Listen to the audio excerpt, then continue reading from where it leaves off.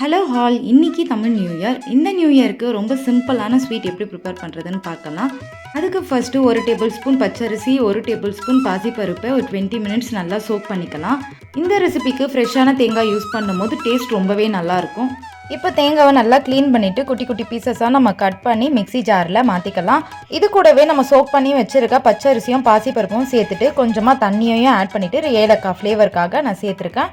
இப்போ நல்லா ஃபைன் பேஸ்ட்டாக நம்ம கிரைண்ட் பண்ணி எடுத்துக்கலாம். ஒரு பேனில் ஒரு கப்பு வெல்லம் சேர்த்து கொஞ்சமாக தண்ணியை விட்டு வெல்லம் கரையிற அளவுக்கு இருந்தால் போதும். வெல்லம் நல்லா கரைஞ்சதுக்கப்புறமா நம்ம கிரைண்ட் பண்ணி வச்சுருக்க பேஸ்ட்ரியை ஆட் பண்ணிவிட்டு நல்லா கைவிடாமல் கிண்டிகிட்டே இருக்கலாம். நல்ல ஒரு பாசிப்பருப்போட ஸ்மெல் நமக்கு வர டைமில் 2 டேபிள் ஸ்பூன் கீ ஆட் பண்ணிவிட்டு இன்னும் கொஞ்சம் நேரம் நல்லா கிண்டி விடலாம். இப்போ தாளிப்புக்கு 2 டேபிள் ஸ்பூன் கீ ஆட் பண்ணிட்டு அதில் முந்திரி பருப்பை நல்லா பொன்னிறமா வருது இதில் சேர்த்துக்கலாம். இப்போ தேங்காய் திரட்டிப்பால் ரெடி ஆயிடுச்சு. ரொம்ப சூப்பராக இருக்கும். சுட சுட நம்ம வாழையில வச்சு சாப்பிடும்போது டேஸ்ட் வேற லெவலில் இருக்கும். ட்ரை பண்ணி பாருங்க.